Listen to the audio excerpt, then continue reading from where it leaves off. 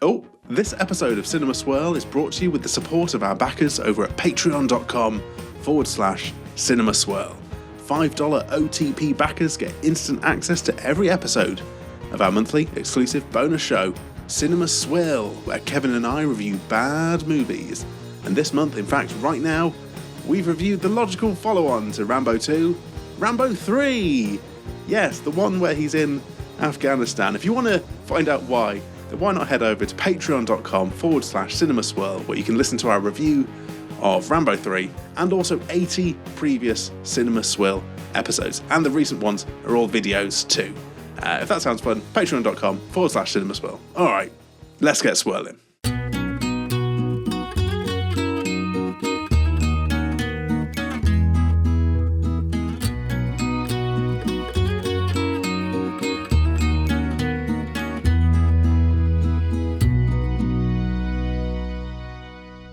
Cinema Swirl! Run! Free Kevin! It's episode number 137. Running through the open fields of Hollywood, California. It's me, your old pal, Captain Kevin, and dragging alongside me, holding my hands. You will bear witness to these movies. It's my OTP, Sam Chaplin. Hello. We're running through the open plains of movies. Yes, although if it was Hollywood, you'd probably be stuck in a traffic jam because of all them top Hollywood speeding cars. Yeah, you tell them, mate. Yeah. Limos and jets and all the like. But today on our first episode of 2026, we come at you with a little bit of sequel swirl, and our old lovely friend with a weird fucking head. He's a lovely friend. Lovely lad. No, I've not read anything he said about literally anything in the last 10 years. No. So don't quote me on that. Yeah. Sylvester Stallone back in the ring. Ooh. In the well, not a ring, in a war. He might be the actor we've reviewed the most on Cinema Swirl, because we've done a lot of Rockies and Rambo. And I think the thing with him as well is he's one of those actors that when we started Cinema Swirl, I liked in that kind of like ironic way. Yeah. But over the course of Cinema Swirl, I've just become a genuine fan of his work. Oh. So you've got the double punch. It isn't some of those early Cinema Swirls. I'm not actually properly praising him. It's kind of like a sly digs and faint praise and stuff like that. Whereas now, I simply enjoy the man's work. Again, I've not read anything he said about anything in years. And in those early episodes, I'm like, I think he's all right as well. He's and I agree with every political statement that he's made. I endorse everything he said now and will say in the future. They should make him Prime Minister and pay him a hero's wage. What film are we doing here, Kevin? What's the film du jour? It's not Rambo 2. No. It's... Yeah, it is. No, it's Rambo First Blood Part 2. Right. I thought we watched Rambo First Blood in its entirety. Now, we watched a movie just called First Blood. Okay. So then, which, let's be honest, search engine optimization-wise, not the best name for your movie, Stallone. Oh, they're doing that Rambo movie. What, Rambo? No. We did a review of First Blood. Yes. Which retroactively was referred to as Rambo, but it's not Rambo. It's First Blood. So we're doing... But now we're doing Rambo First Blood Part 2. Yes, but there's also a semicolon, or is it just a colon? There's punctuation in there as well. Like, okay. You know. But it's Rambo 2. It's essentially Rambo 2. And it's on number 2. It's a Roman numerals 2. It's a stoic gate of two large eyes. Okay. Rambo First Blood Part AA.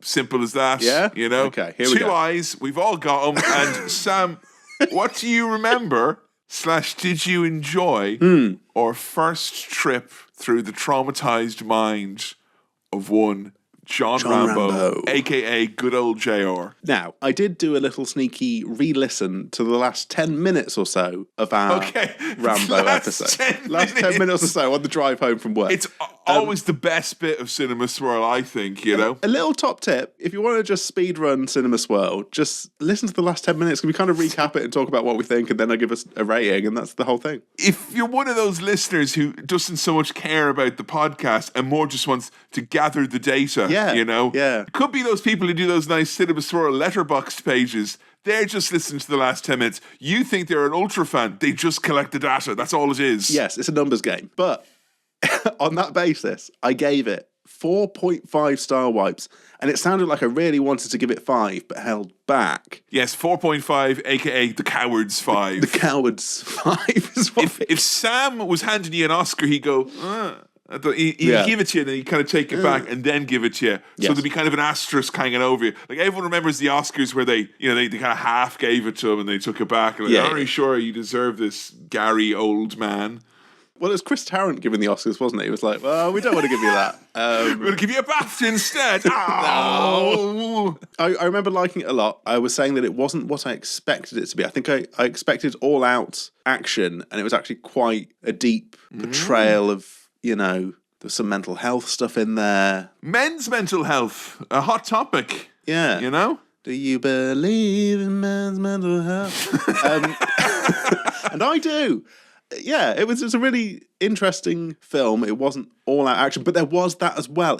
It managed to have its cake and eat its cake and explode a cake. There was cake everywhere. It had men's mental health and loads of cops being killed. No wonder it was 2022's favourite movie. It had a lot going for it in our neck of the world. It was actually our first film of 2023, would you believe? So we do Rambo at the start of the year, it seems. Odd. Every time I tell anyone I'm doing a Rambo movie or kind of an action movie, they're like, oh yeah, at the start of the year, get your winter coat on, Yeah, put a bit of Rambo on. I had a Vindaloo last night, for goodness sake. Let's watch Rambo. Come on. Doesn't 2023 seem recent, but it was 3 years ago? Yeah, I think the pandemic was recent. Yeah, and I think the year before the pandemic was recent. Everyone was doing that thing recently where it's like, post yourself from 2016. And it's just like exactly the same.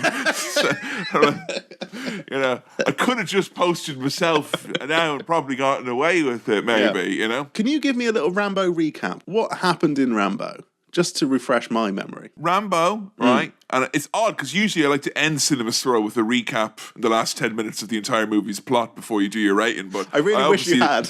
I lapsed to that last one for some reason, whatever it was.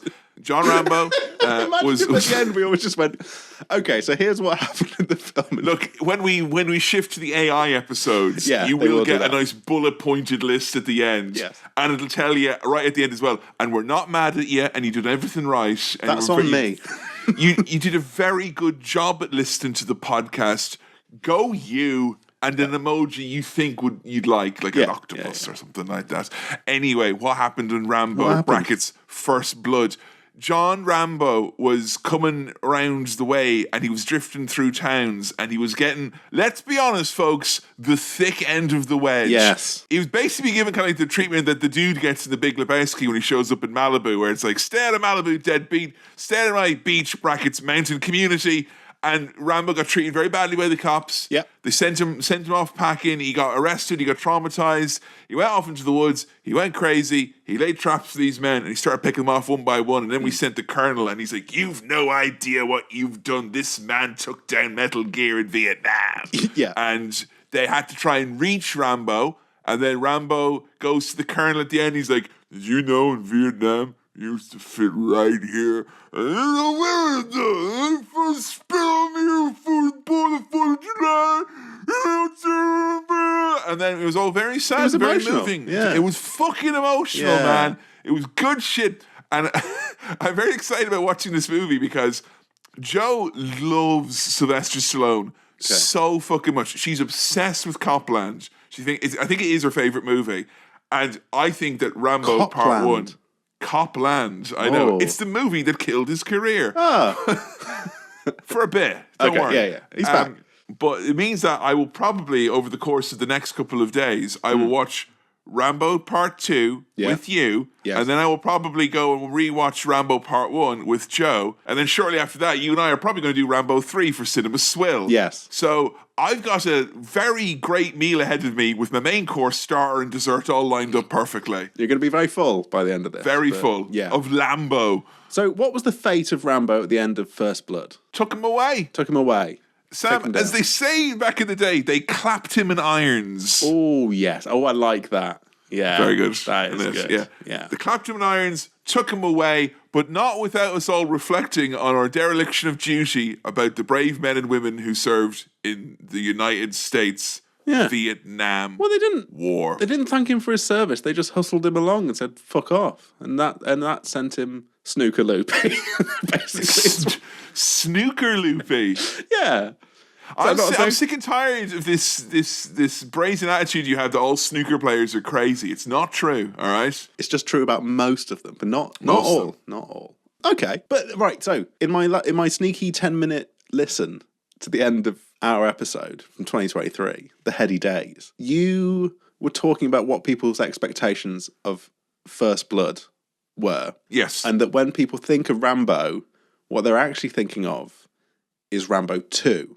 Like, yes, the more action-focused, perhaps maybe even silly or kind of fun, like openly fun. Open to parody, some would say, Sam. Right. You were saying that is actually Rambo 2, and if you were to, be having Richard Bacon's beer and pizza night, and you put on First Blood, you'd actually be a bit like, oh, mate, this is actually quite sad. Can we put something else on? So I'm excited for some all-out action. Yeah, I can't believe we started 2023 with that bleak, somber affair. When you think about it now, it's like, Jesus Christ, like, Yeah. We're out of the woods, guys. No, we're back into the woods with Rambo. Back into the woods for quite a while, actually. So yeah, Rambo 2 basically is what most people think Rambo 1 is in fact. Okay. And yes, I realise that I've already given up on calling them by their correct names. Yeah, it's Rambo 1, Rambo 2. Second Blood. Yeah. How about that, First Blood Part 2. No one ever asks who drew Second Blood, do they? No one cares, no, all right? No. When you're told that no one cares about second place, that's what they're talking about, okay? Yeah. It's not important. Yeah. If you were to guess, and I'm assuming you've seen the poster, you've seen the cover of this. I don't even know if movie. I don't think I have. I've not even seen the poster. It's probably him with a gun and muscles. Has he got a red bandana? He does. Yeah, it's probably that. And that's the thing, right? There's a lot of imagery that I think you were like, oh, this is going to be in this first one, and it wasn't. You weren't like, oh, he'll be sad and wearing a coat. That probably didn't factor into it, like, or he'll experience moderate to severe police brutality in the Pacific Northwest. Whereas here, I think you can probably guess a little bit. I wonder if there's parallels that you might expect between, for instance, how the Rocky movies went versus how they started versus how these Rambo movies might potentially go in an arc. Yeah, getting a little bit more into parodies of themselves to the point where they're maybe a bit shit. But okay. Are you worried? Have I made you worried now that you think it's going to be crap? A little bit. I don't know what the reputation of this film is. We're not doing this one in the cinema, Swirl, so you've got that reputation going for us. That's worth remembering, yeah. I will say, however, when I'm listing all the movies that I love about Sylvester Stallone, this one probably would come after the first one, because the first one is such a powerful piece. Yeah. But explosions are very good. Yeah. And if you want to see a lot of men being shot with bullets from guns, yeah, a fair bit of that. You can feel your boots in iron now with that. A fair bit of that. So there's going to be shooting. There's going to be guns. I'm trying to guess what the plot is because he's been clapped in irons. Clapped in irons. I know that's a lot. Clapped in irons is just to get you to the get you to the thug jug. Right. The thug jug. The cooler, the big house. Yeah, sure.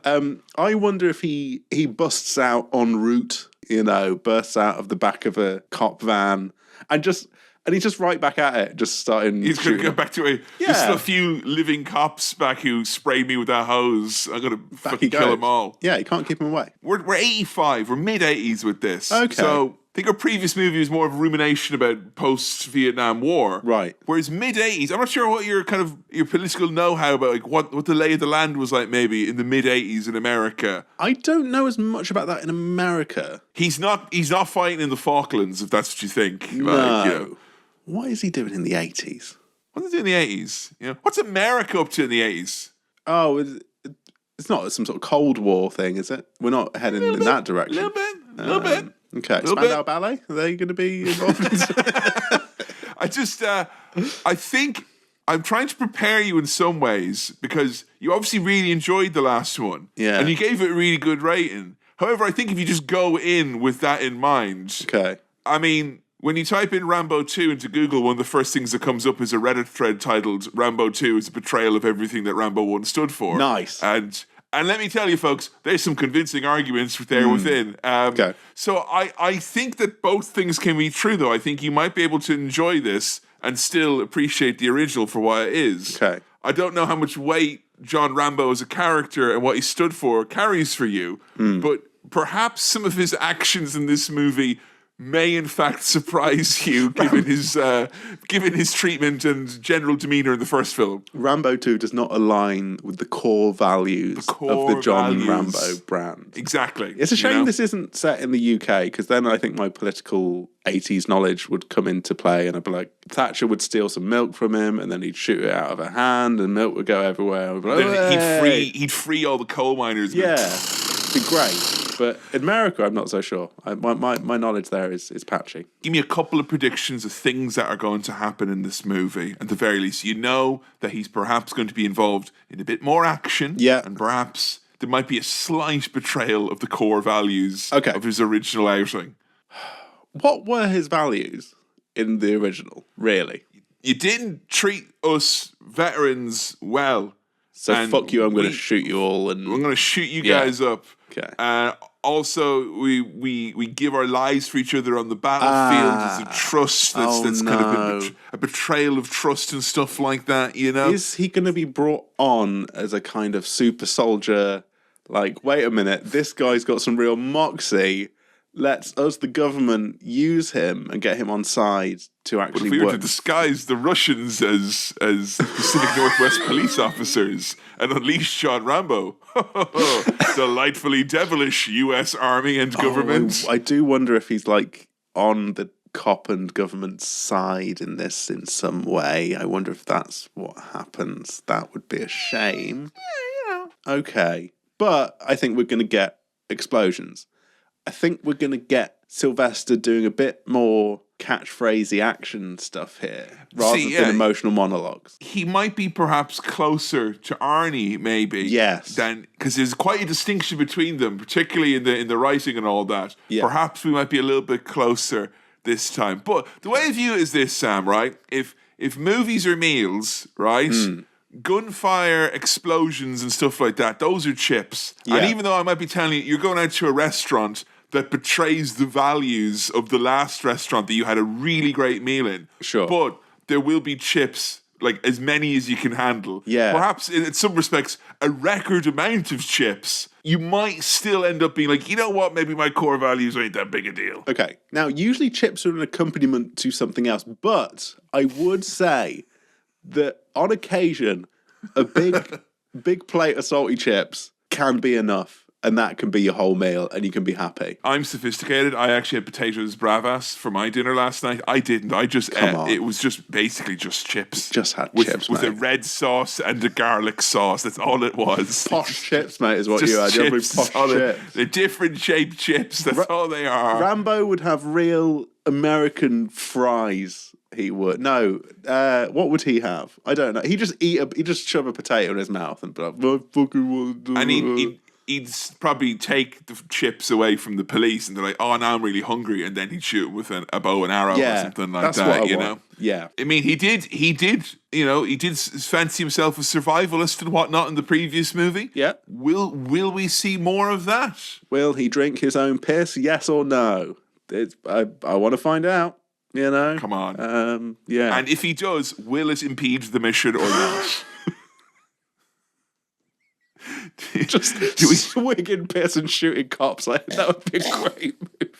But I think it'd be like, you'd put you in a bad mood, wouldn't it? So you'd be like, yeah, I don't want to live in a world full of people where I've drunk piss. You'd kill them all. Jesus Christ. I need to rile myself up and get aggressive, so I'm going to down some more piss. That'll do it. But you know what? I do it before every recording, you know? I want to come on right, you know? I want to come on like, you know? We're going hot. Yeah. Coming hot, exactly. Yes. Yeah. Well, before we dive into the compromised world of John Rambo, let's look into the compromised bag of mail.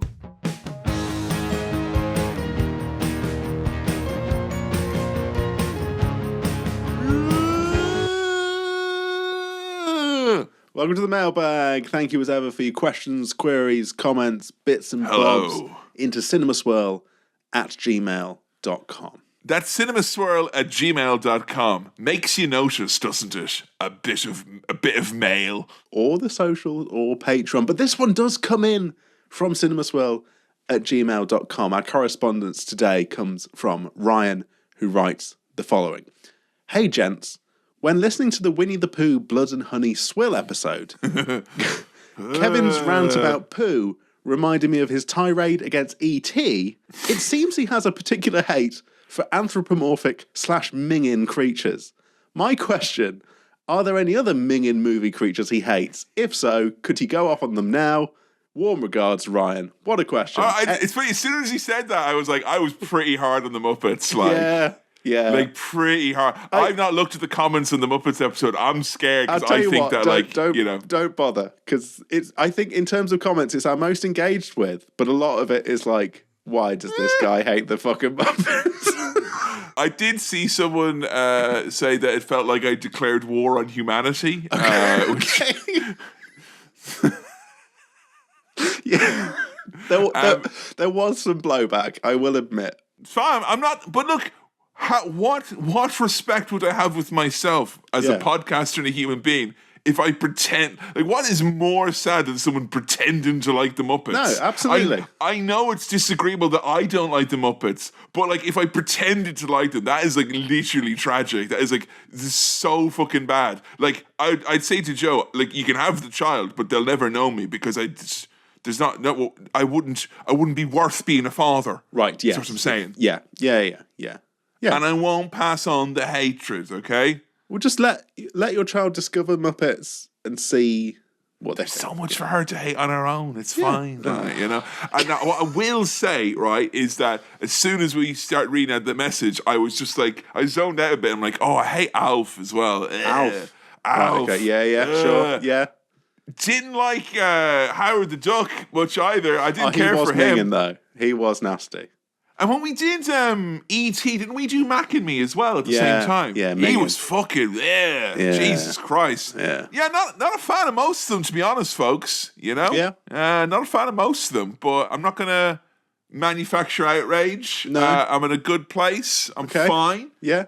If anyone wants to do the Alf movie, I'll give them both barrels then. How about that? Because there was an Alf cuddly toy in my house growing up. Right. And he had hard nose, hard hands. Everything about him was hard, and he was covered in fuzz. It was like such a fucking trap for, oh, look at cuddly. No. Why would you think it's cuddly? Because it's brown and fuzzy and got nice beady eyes? Oh, it's horrible. Right. He had the hard hands of a working man. I think that's rude of you to complain about that. And Alf was like, you've worked a day in your life. Look at your hands, you know? Soft. Feel them made soft. of felt. Like. Ugh. What is Alf? Can we just get into Alf? I don't think I know what Alf is. I think Alf has been on The Simpsons, and I think that's what I know Alf from. It's some Gen X bullshit. Okay. There you go. What is he? What is it? I don't know. But if him and Miss Piggy walked into a room, I'd be happy if neither of them walked out alive. There you go. There you go. Once again, sound off in the comments if you have any strong feelings about that. And look, say what you will about Kevin. I defend his right to have his bad opinion about the Muppets. He's my mate at the end of the day. We live in a democracy with all that entails. He's allowed to say all that, okay? And that's fine. And guys, you can follow me on X, where I'm dropping hot takes all the time now, you know, hot takes and nude imagery, all available now on X. Yeah. Oh, you're on Letterboxd as well, though, aren't you? We can plug your Letterboxd again. Because of the nesting instinct of the impending child, I have gotten an age-old wish of mine, which is like basically watching a movie almost every night with my heavily pregnant wife. Oh. And I'm on Letterboxd, and I do a little review, and it's Kevin Mahon with an F. Yep. And you can find me there. And sometimes I might even do a little joke, unless I watch Mississippi Burning last night, and then I'm like, hard to get the jokes in. Yeah. All right. Well, if you've got any suggestions of minging creatures you want us to take a look at and have a view on, then send those in to cinemaswirl@gmail.com. But thank you, Ryan. This is the Watch Mojo Top 10 Most Minging Little Creatures. Today we're going to be going through some real minging lads. We're going to get you some of the top minging Creatures. Creatures is good. Creatures is a good word. I like creatures is a great word. Yeah, It is. Yeah, creature. Well, no more creatures. No. It's time for features. Yeah. Feature films, that is. Sam, get your bandana ready. Let's go do a cinema swirl.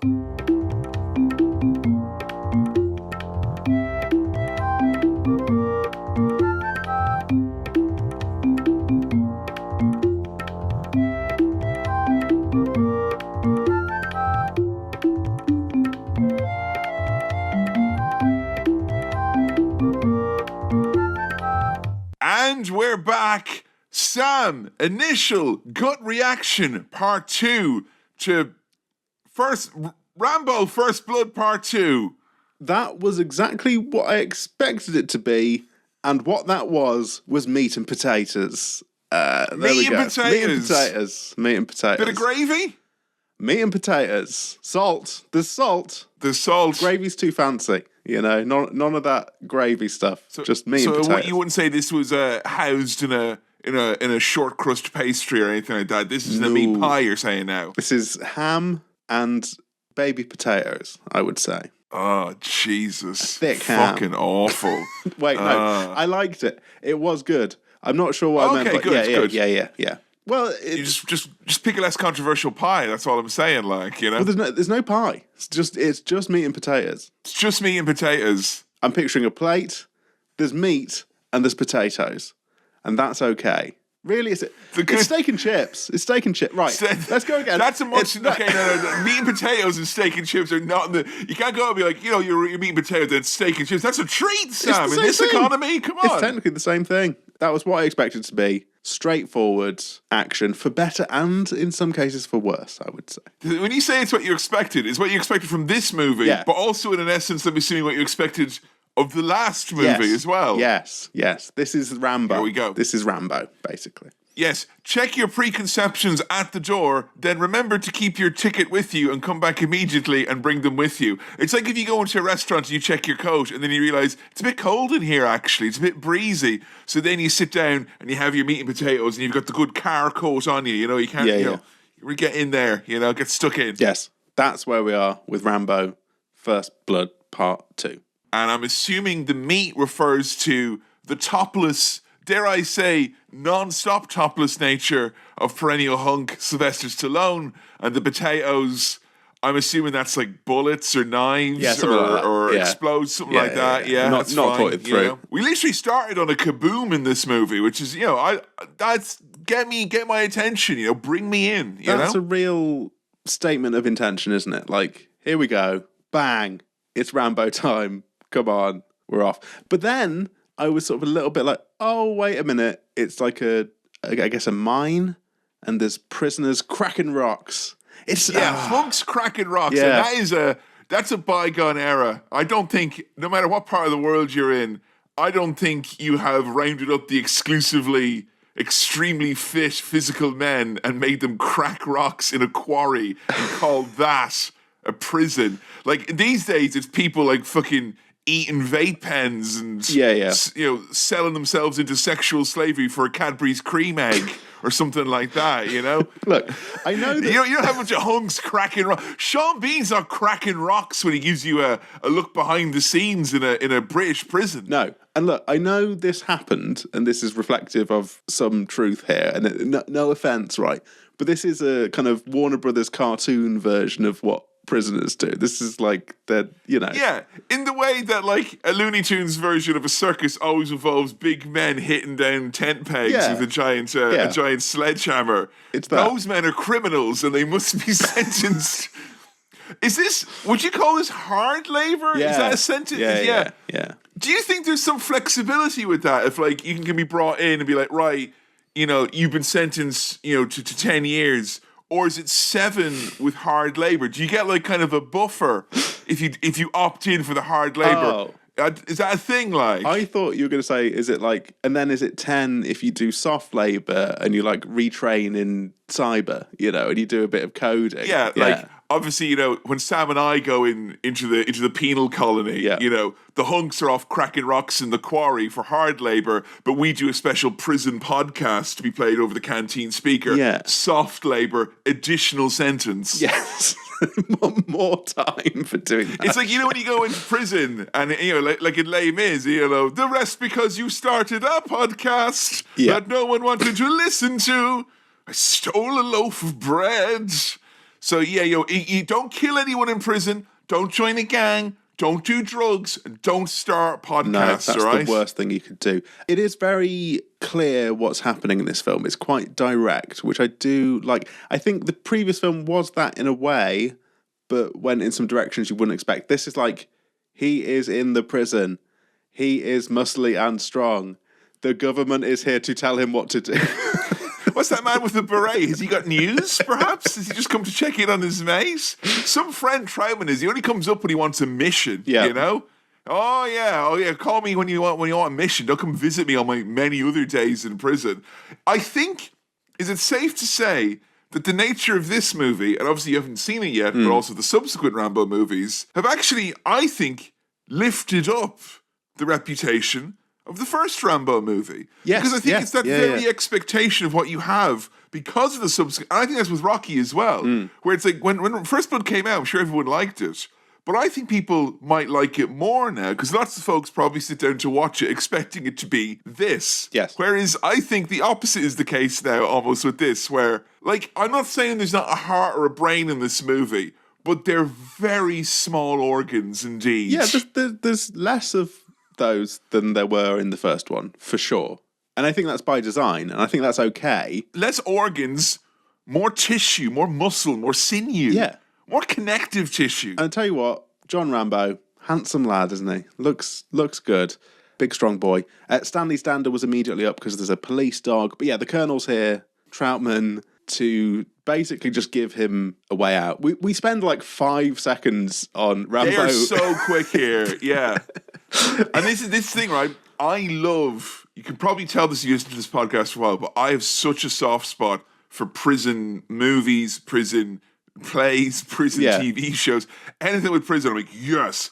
But it's very difficult for that to be one of your favorite things because very often you'll start in prison and you'll be gone within like, before your cup of coffee has gotten even lukewarm, they're right out of there, all right?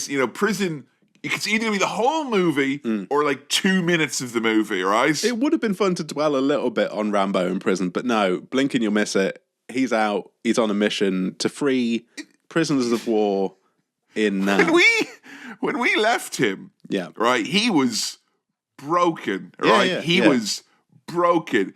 And he's got 5 years left in the sentence. I'm assuming it's like kind of a couple of years later. I'm assuming you do get a fairly decent sentence for stringing up cops in the woods or whatever it was he was up to. I don't want to be like, hey, prison, it's amazing. Look at all the guys who came out of Oz. Every one of them became a saint. It seems to have worked somewhat. He has his shit together. He's a lot less fractured a persona. He's a lot more like, yeah, all right, I'll get on with this. This guy wasn't so level-headed in the previous installment, is all I'm saying. A bit of prison did him good. Well, yeah, it's a fair argument to make, and he agrees straight away to doing this mission. The music in this is a bit farty. Whatever the kind of synthesizer or instrument is, it's sort of farting on.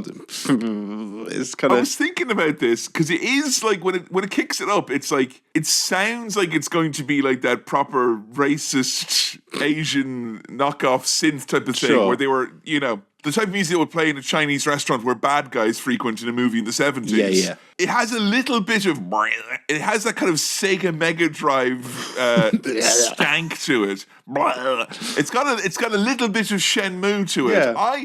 I thought it was a fan. Okay. But again, it felt leagues and light years away from our previous movie. It was just a very interesting decision to take this character and take him on this particular journey, I felt. I was brought back on board with the words Rambo in big flaming letters. I was like, yeah, fuck it, this is fun. This is cool. Like the letters have got flames in them. That's Sam, great. If they're going to set the letters on fire, I don't hold up much hope for the communists when they get they get face-to-face with John Rambo. No. So essentially, this is what we talked about in the pre-swirl, that he has been sent on a mission. He's going to be sent on a mission for the government. The government guy is like, look, mate, I know it seemed like we didn't care, but actually we do care, and you're going to have to go on this mission for us now. And Rambo's like, oh, okay, yeah, I'll do it. Like, he's not putting up anything of a fight at this point, really. No, he's along for the ride, and it's not even kind of a sense of, boy, I can't wait to get out of prison and go and do this. It's kind of like, okay, I'll leave. Hey, do you want to go to Vietnam? Yeah, all right, I guess. Do the next There thing. was a bad bit of business over in Vietnam. I said, yeah, I suppose it was. Do you want to go back? Okay. It's very passive. There's strict rules here. He's got to go in to Vietnam, to the prisoner of war camp, and if there are prisoners of war, take photographs. Do not engage with the enemy. There's a couple of things I really like about how they have roped in very passive Rambo into this. Number one, apparently the computer says that he's the best man for the job. Yeah. Now, I'm not sure where in that man's file it says he needs to go in and take photographs. Was there like, was this one of these like liberal prisons you hear about where he gets like... He's been on the photo program. Yeah, he gets photo lessons and a PS5. And here's one of my very problematic things that I enjoy very much, which is your right-wing gutter press here in the UK takes an inordinate amount of joy when like a serial killer or some sort of a monster behind bars becomes fat because of the unfettered access to Mars bars that the UK prison system affords them. No, we never really found where all the bodies were buried, but we know where this guy's going to be buried, in a landfill. Look at him. And I'm like, I know it's bad for me, but if there's anyone on earth you can have a giggle at for that reason, probably the case. Now, I looked up online because I knew this had a good body count on it. Yes, and that's not the sex thing that the young people say now. No. I watched this film because Rambo's fucking non-stop in it. Rambo, we need you to go in and have sex with all the POWs, if they're there. Otherwise, have sex with as many communists and Viet Cong soldiers as possible. But 70 to 100 was the generous estimate. Wow. And then when they gave him the camera, I'm like, is he doing 70 to 100 photos? Are we accounting for blur? He's got no visual display. It's the 1980s. He'll need a few reels with him. Yeah, he'll need some film canisters to take with him. But that's not his game. Before he goes on his mission, he's been given all sorts of fancy technology. He says a line which I really like. I always believe that the mind is the best weapon. I'm like, yeah, you know what? You know what, man? In some ways, you're right. You did use your mind in the first movie, but I would say that was more of an auxiliary weapon. It was the bow and arrow, the knife, the rope, trees, things like that. And look, you can give a man all the technology in the world. They call it the Google Stadia, John. It's the future of cloud streaming technology. But he doesn't trust the top army brass. No. And defenders of this movie, because a lot of people think the movie's controversial because it went from being like, a lot more kind of stoic reflection on the horrors of war to, why don't you go in and do a couple more horrors of war for us while you're at it there, buddy? He doesn't like his COs other than Troutman. Yeah. He doesn't trust the man who's like, I'm the top brass here and I was in this place. And he's like, you fucking weren't.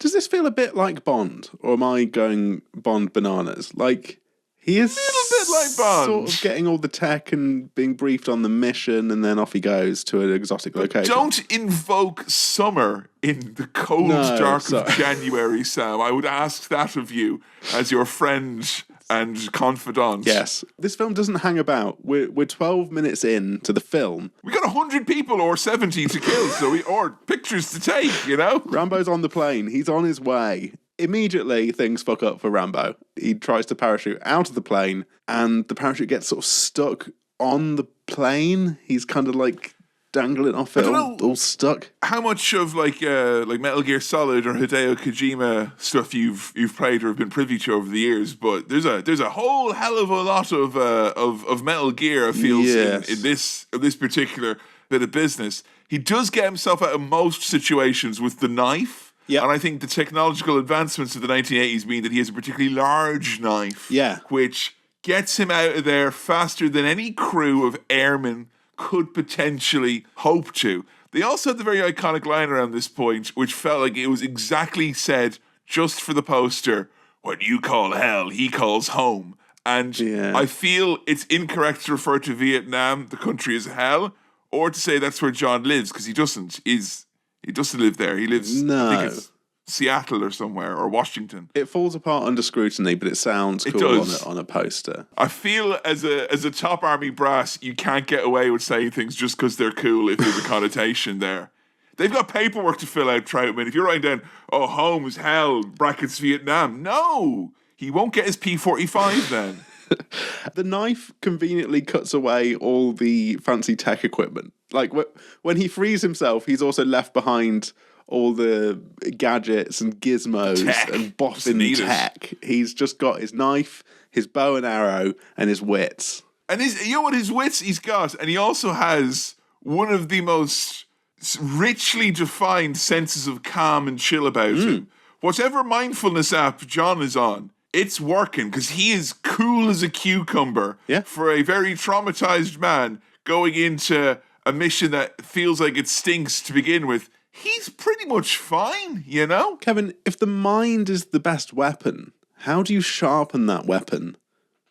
With mindfulness, yeah? Mindfulness. Yeah.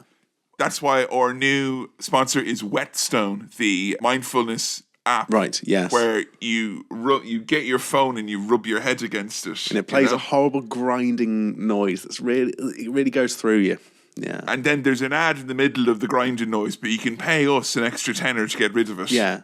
Unless you don't value your mental health, in which case just leave your hands on.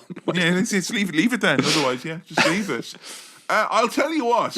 There's this kind of bloom on everything when he arrives. He gets like once or twice later on in the movie.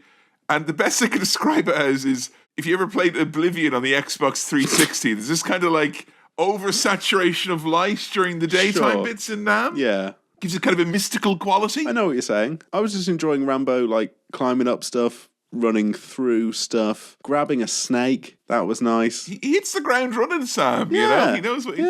And he's been told to take pictures. Does he even have the camera at this point? No, is the question. I don't think so.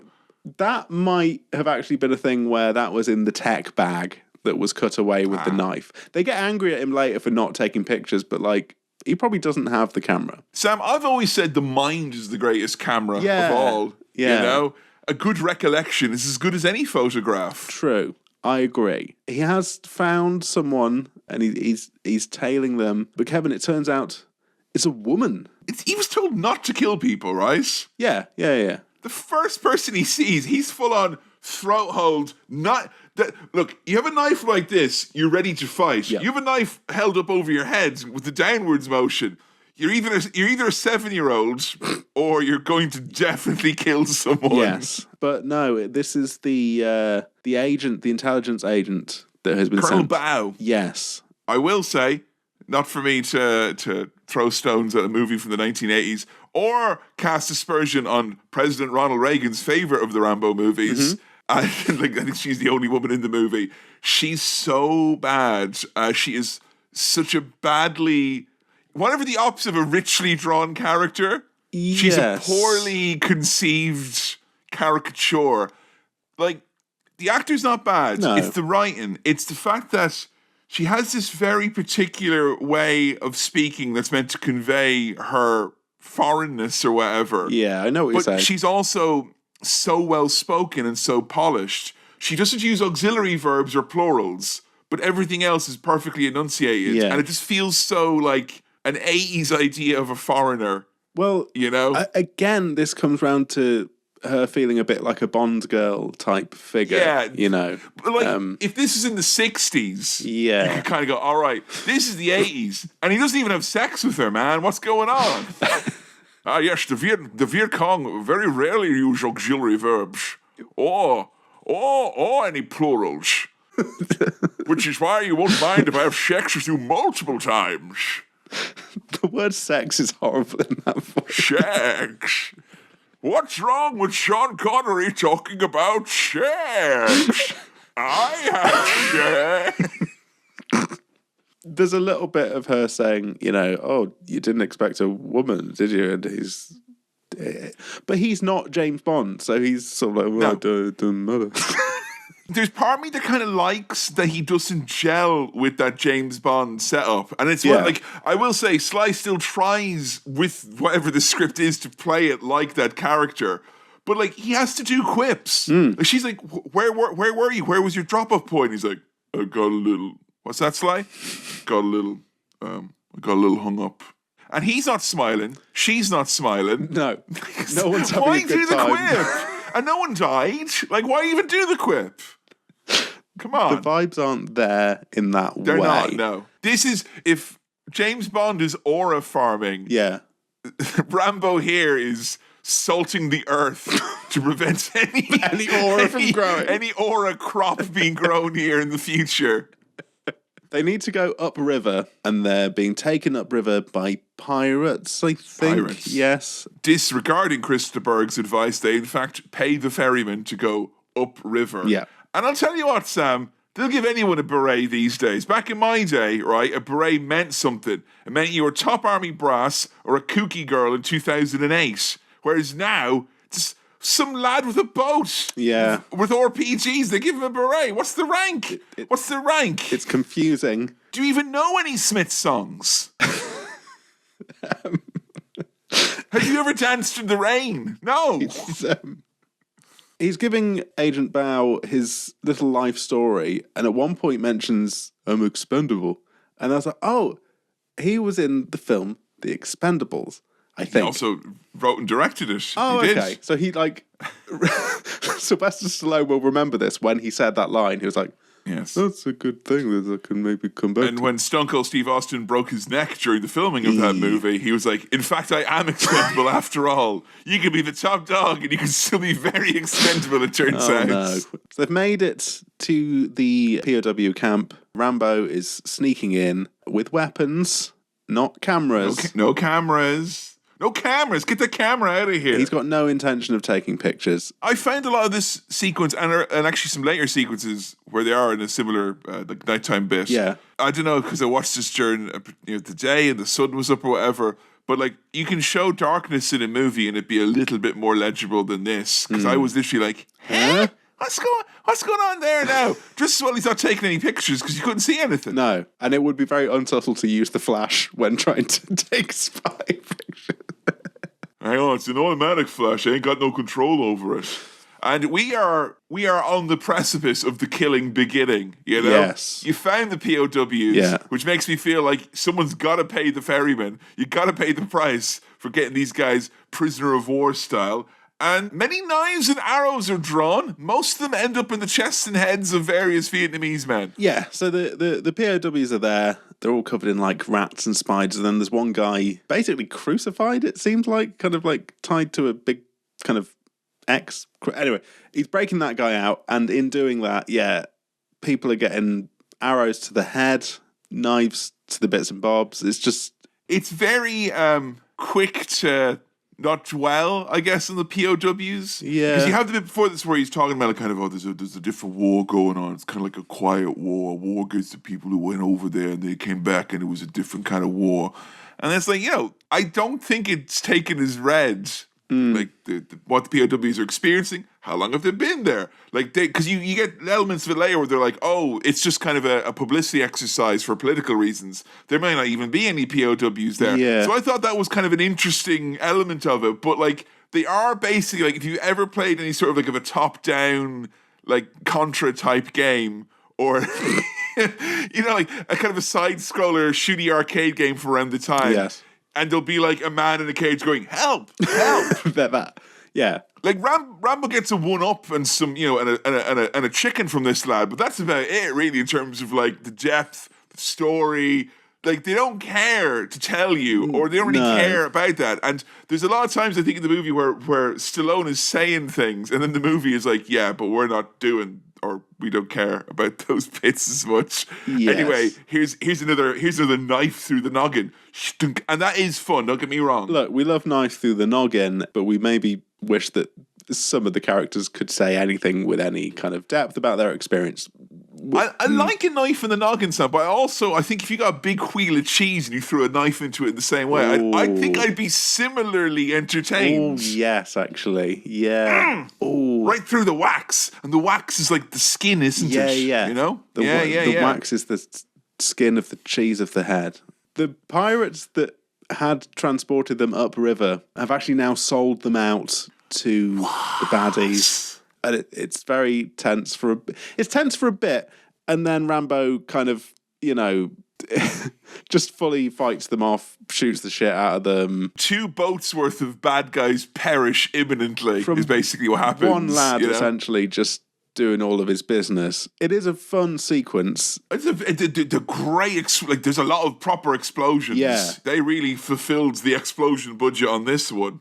Jumping out of a flaming boat as 2 boats explode, that's cool. One boat is wood, one is metal. They both explode exactly the same way. Yep. It's great. I do like that the lady is there cheering him on, going, "Yay, Rambo, you can do it," like she's a background character in Street Fighter. Well, so what you were saying about the POWs being in the cage, like, help, help. She's there being like, you have completed the level, Rambo.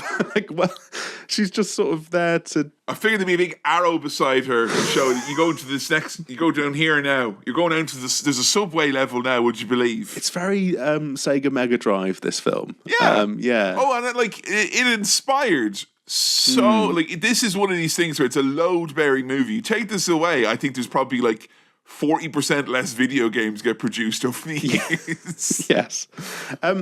Colonel Troutman, he's here already in the rescue chopper. Extract team. And he sees Rambo with a prisoner of war, and then the colonel is forced to actually abort the mission at gunpoint. Damn army brass. Because the top government army brass are saying, no, actually don't. And I think it's once they see that he has actually found what they were looking for, they don't want to actually extract them. It's too much admin. Yes. Plus, half of these guys are Cobra Kai. You can't be... you elect them into the office, Cobra Kai are going to do what they're going to do, aren't they, Yes.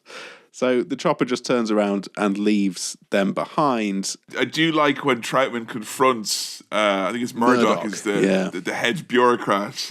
It's it feels like it's said, and I don't want to say it's just lip service, but there's not a lot of depth to it, where he's like, hey, that was a lie, just like the war. And he's like, that's right, it was, and it was about money as well.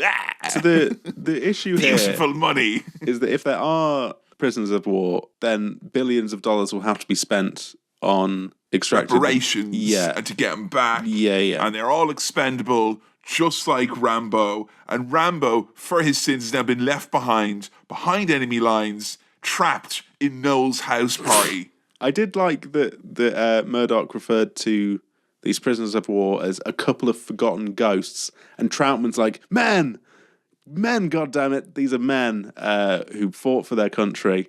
They're not forgotten ghosts, although forgotten ghosts has a ring to it, It does, doesn't it? Yeah. Get a couple of berets on us, we could get a really good band going there with that, I think. Yeah.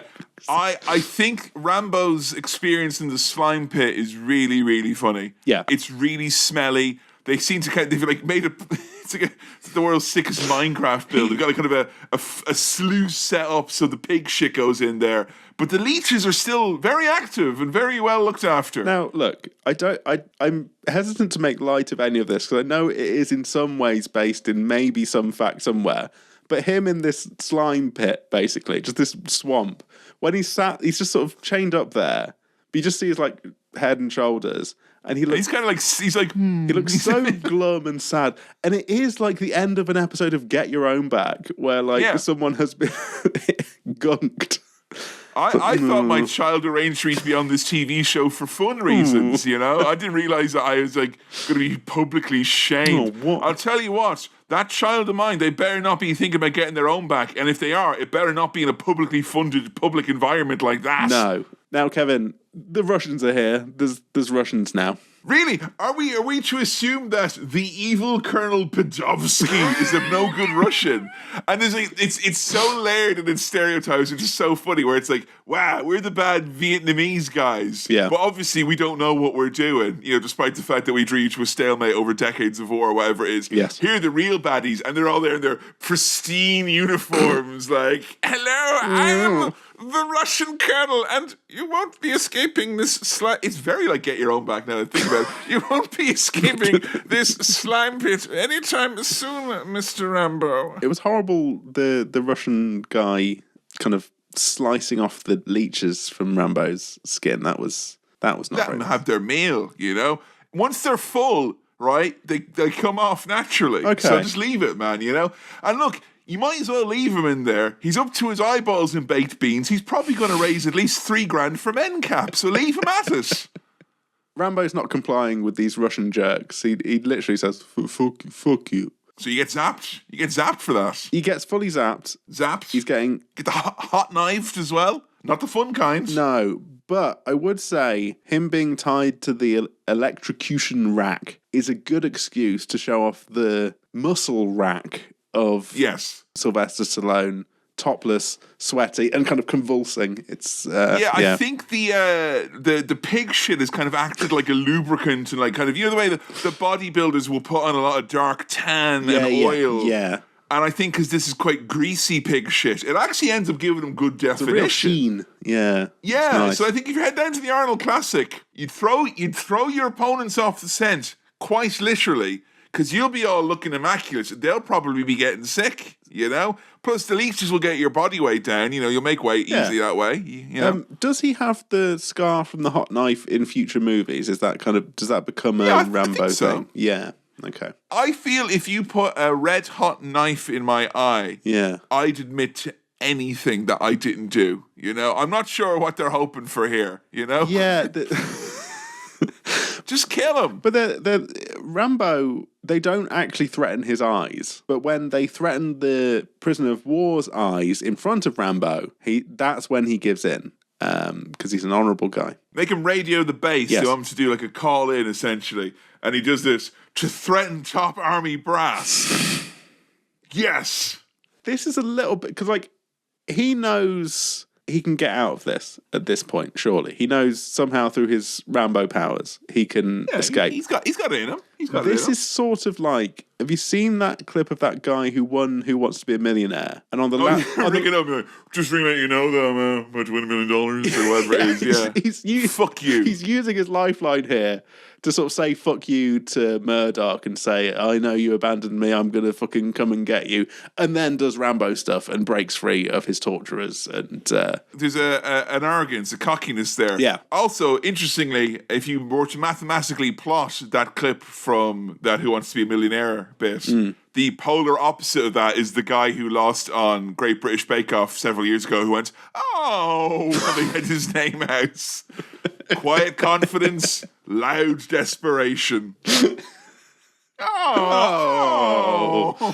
Me? him pushing the big buff torturer onto the shock grid was fun. And give him 6 of the best as well at the same time. Good stuff. It's all good shit. It's nothing they didn't do to us in boarding school, Sam. It's fine. So we get now probably the most cliched sort of action hero being bandaged up and looked after by, the pretty woman scene. I feel like I've seen this a million times. Her tears are like antimicrobial as well. It helps heal him. Yeah. But I would counter that why that's a cliche. And then I think the sequence after this where he's in the river and he's shooting people and blowing them up and all that stuff. Yeah. I feel that's probably a cliche because of this movie, which I don't know if it's fair for it to get the cliche marker. Because it can't help that it was massively inspirational and inspire people to just do exactly what they did over and over and over and over and over and over again. No, but it's just the thing where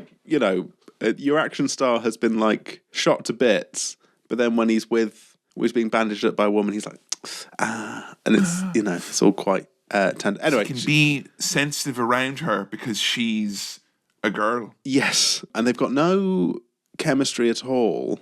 No, they don't. And I actually, if anything, that's kind of the best thing they've got going for them. Yeah. Because then a little bit of chemistry, be like, meh. But when two people are like, I like you, and the other person is like, me like you, I like you too. When they have so little chemistry, it goes full circle and it kind of becomes cute. Yeah. Like, you know, like if your toaster and your coffee machine start flirting with each other, you're like, you guys have got no chance, but I'll allow it. She wants to come back to America with him, gives him a big kiss, Aww. gets up, walks off a little bit, and immediately gets shot to bits, which is like... No!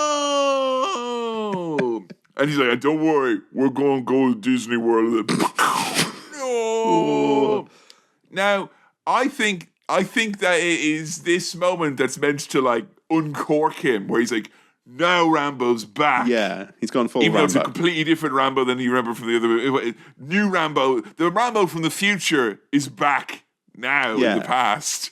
And he just goes on what feels like a 40-minute killing rampage here. Yeah. Because I will say, at this point in the movie, I'm like, where are the bodies? We've got like a dozen, maybe tops. He makes up for it now, don't worry. He does. He makes his little Rambo kind of bandana headband thing from Agent Bell's dress, her red dress. That's quite sweet. I didn't realise, on the posters that looks like kind of fucking cool, man. And it's actually quite a sentimental, sweet memory of a woman who he kissed for the first time 5 minutes ago. Kevin's popping on. It looks like the bit you tie around yourself on a dressing gown. It is! It is! Look! Hey! Or is it known the child's bandana? No, the child's bandana is daddy's tie, Sam, I'll have you know. Okay? Well, Kevin looks very cool, and this is what I'm going to use for the YouTube thumbnails. Kevin's sort of recoiling. Looks quite scared. There we go. Lovely stuff. He was holding up his little octopus that he's got. He's got a cuddly octopus for listeners at home. Headband. No, it's not for you. Octopus. It's for the child. Yes, and you can use that excuse loads now. Like, great for the kids, isn't it? Great for the kids. Great stocking fillers for the kids, these. Great stocking fillers, these. My Amiibo collection is back. Never mind John Rambo. Yeah. I was wondering, because after he's got his headband on and he's getting ready for war, we do see that he has quickly buried her, but it's raining very heavily. And I was wondering your thoughts. Burying in the rain, easier or harder? Because there's some schools of thought where it's like, well, it's kind of slippy slidey. You could probably shove her in, like, if it was pudding or whatever, because it's very soft. I don't think he just saw a picture of, like, dips in the ground. But on the other hand, I feel like it'd be like one of those things where it's like you bury her and then it rains and then she's unburied and it's Jesus, over and over and over. I buried this broad 10 times already, you know what I'm saying?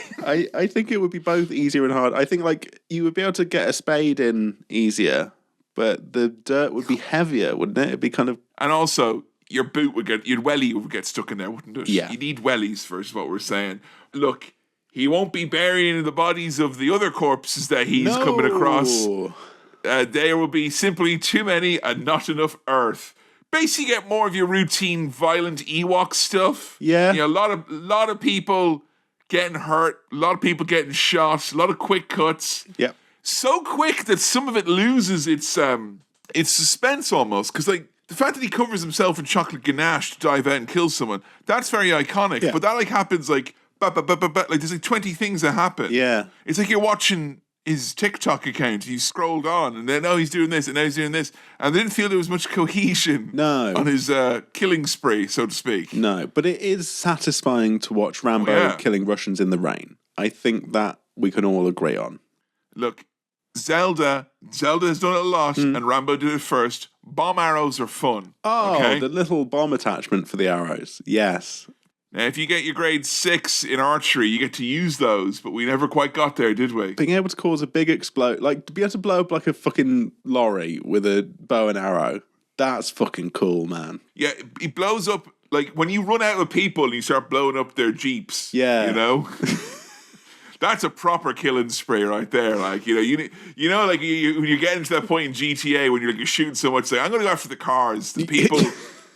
There's too many people that can be ignored. The cars will blow up and kill them as well. He blows up a bridge at one point. Yeah. And there's a lad who is trying his best to shoot Rambo. Yeah. And he's like, ooh, ee. And Rambo like doesn't even like go like this or like everyone creamed themselves when Neo dodged bullets in the Matrix. Yeah. Stallone just like stands there like, nope, bullets don't work on me, hombre. Well, Boom, big bomb arrow. Yeah, he's got the greatest weapon of all, his mind. If he's not worried about dying, he doesn't need to dodge bullets. And that's scary as fuck. Being shot is a state of mind, Sam. Yeah. You know? Yeah. That's what we're saying here. And he refuses to enter that state of mind, so he's fine. I mean, honestly, being shot with a bomb arrow, I kind of want to go that way. It looks you know? great. That's a proper bit of fun, that. A guy being blown You're to bits. taken care of then, you know? There's like, if there's a form that needs to be filled out when you're dead, will you donate this? Will you donate that? If there's probably a bit at the start where it's like, did you get shot with a bomb arrow? You can probably skip a third of that form. You're going right down to question 27 right there, you know? There's no body. No. Open casket, closed casket. Do you even need a funeral? There's nothing left. And actually, in that weather, you would sort of absorb into the mud and you'd already be buried. So everything's taken care of. You just kind of...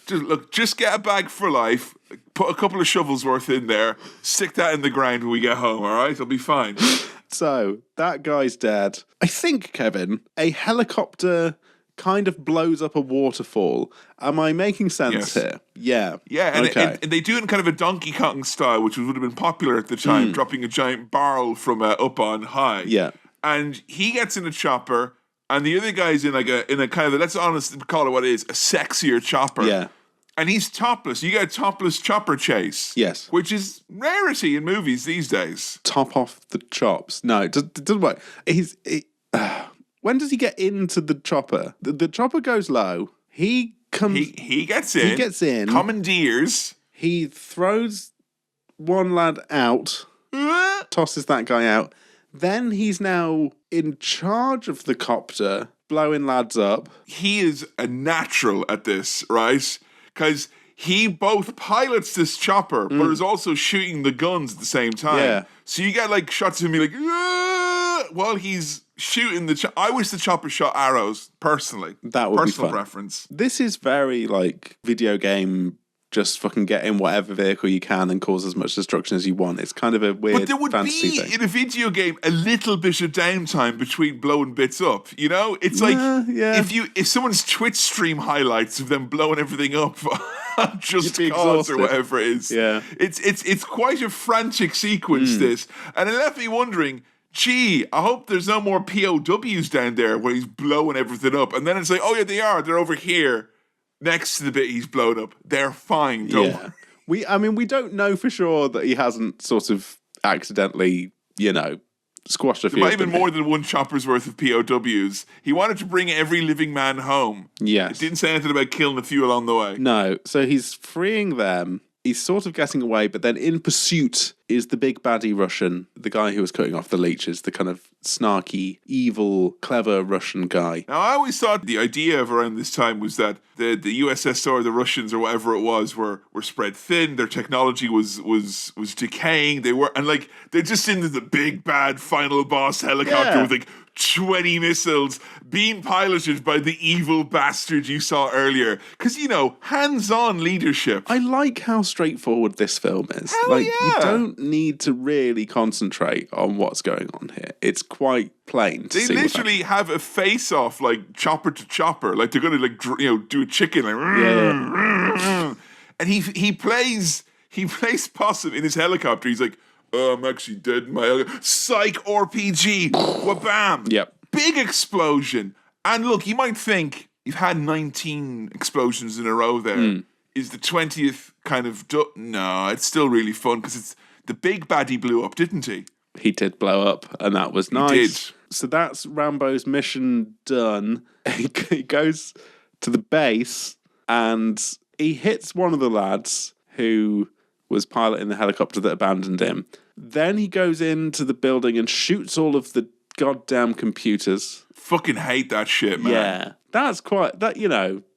That's fun. It's cathartic. Yeah. Because he does the proper... He scream shoots like 3 times in the movie. This is the biggest one, and he's not even killing anyone. It's impressive. Yes. And I think at this point, the movie for me was very much about to end on it's just dumb. It has nothing to do with the original at all. And I feel it's kind of admirable, but also probably surplus to requirements, that they tried to there's a little concession weave to in it. a bit. And you get a really great speech at the end that could have easily have been in the first movie. And it's weird because like obviously Terminator 2 and Terminator 1 might be an analogy where it's like, oh, it's a very, very different use of a character in a completely different context. But I don't think like narratively they find a way to do that and have their cake and eat it. They don't really hear, but it's still a great speech. Yeah, he wants his country to love him as much as he loves it. There's Good still stuff. that theme of him, Mission accomplished. Yeah. Great little speech. Great speech. And then as he speaks to the Colonel and walks away, credits, that's it, we're done. Like, we're not last year. No hanging about, no faffing, just, it's much like the mission in, accomplished. Out, we're not taking any fucking pictures. No. We're blowing things up. We're taking no prisoners, unless there are prisoners that have been taken and denied the existence of, in which case we will take a chopper load of those. A lot of fun was had, Sam. Yes. Clearly. I wonder if you could have made this movie and called him something else. Probably. Yeah. And it probably would have been just as successful. It doesn't matter that it's the guy from the first film. That only works against it. It aids it in no way, shape, or form. Like. It'd be like if you did Terminator 2, right? But Arnold Schwarzenegger wasn't a robot in it. Yeah. You're like, stop calling him he's not that. No. It's such a different film. I mean, there are obviously big overlaps, but like it's the tone of it is different. The character is not as there's an admirable attempt to make the character fit in this different situation. But it's still like, even if you can kind of go, no, actually hang on, because he's not a mercenary, he's not a dog of war. He shot up the office, didn't he? He hates army brass. Yeah. It's like, yeah, but he's kind of still did it, didn't he? Like in a lot of ways, and I think we've gone over most of them. You could see this as being a bit rubbish, but at the same time, it's so much fun and it's so easy to watch, and I mean that as a compliment massively. Like you can just you will. You will see this on Cinema Swirl, but like I think one of the genres of movies that are taken for granted when it's done well versus when it's not done well is an over-the-top action thing where it's kind of brainless or whatever. Because when it's done well like this, it seems so obvious and easy. Yeah. But boy, can it be done badly. More on that later this month. Okay. I'm trying to think of what a good comparison is here, because I don't think it's as dramatic as I'm making out, but like, I could be sitting down and watching, I don't know, Sopranos or Breaking Bad, but at the same time there is merit in like Love Island. It's like, and that's not a fair comparison, but like something where you can. Yeah, but you're talking about like Tony Soprano being in Love Island. No. I'm not talking. How could you fucking do that to me in the challenge, you motherfucker? My fucking daughter, Tony Soprano shows up on Love Island because Meadow's been cast. To get his daughter. My fucking daughter. Mugging off my fucking daughter. Right.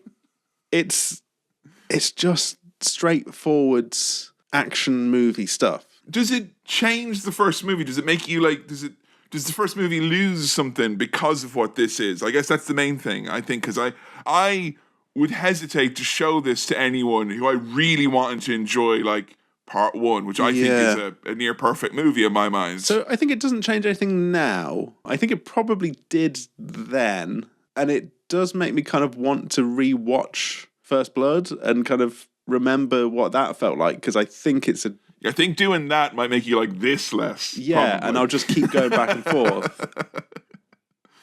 The feeling I get is different, but it's not bad. Is it like Rocky? As a matter of interest, so I did invoke that earlier, because the way, like, Rocky started off as being like this kind of quiet, romantic movie with dramatic and comedic moments, and then it's like, I will stop the USSR with this fucking fight. Is it a similar trajectory, or is it because we got there quite quickly? I guess it took 4 movies to get there with Rocky. At least. I'm wondering where we go with Rambo 3, and I know we will find out very soon. Well, I hope America's got some more wars lined up because that would really help out the cause, you know. And never there's been a movie I feel quite like this where it's like Vietnam was a horrible mistake and a lie, but boy, we like killing them Vietnamese, eh? Yeah. Let's go get them some more, you know? What went wrong with that war and what was so bad about it is that we didn't get to do more of this. Yes. And chuck in some Russians for a laugh, and we'll have... Oh, it was so watchable, Kevin. It feels like you're comparing, like having a KFC to like going to like a fine dining restaurant now, and like I think both have merit. Yes, you know, it's the same chef somehow, apparently. But if there was a culinary scale that I'd have to rate it on, okay, this is one of the toughest. I think this is going to be one of the toughest. Yeah, because I feel like I've read a lot of criticism about this movie recently. Yes. And I don't think I've ever read quite as much criticism of a movie and went, of course, but ultimately it does not really matter in some respects because this is what it is. Yeah. And this is so, like, it's so perfectly done. It's, you know, everyone thinks a burger is an easy thing to make, and then you go and you try some people's burgers and they're fucking shit. This is just like classically perfectly done that many movies after aspired to. In spite of the fact that it is all these other things that are apparently bad. I know there's trans fats. I don't care. Look, those are some of the best fats. As a sequel to Rambo, we get complicated with how we feel about this. But on its own merit. As its own merit. Oh, I will say, actually, Sam, it is the last 10 minutes. So do you want to do a quick recap of the plot before we get into your rating? Boom, boom, boom, boom, boom. That's basically the plot here. This episode's brought to you by Basil Brush. He blows everyone up. He does. Frees the prisoners. Violent. The reason we put him in prison. He wins. You know? Okay. Rambo, First Blood, Part 2. Rambo 2. It was a lot of fun, and I really enjoyed it. It had flaws, and there were problems with it, but it was... For what it is, if we don't think of it as the sequel to that previous film, and for what it is and what it wants to be, it's very good and silly and fun. So I think 4 star wipes. You heard it here first.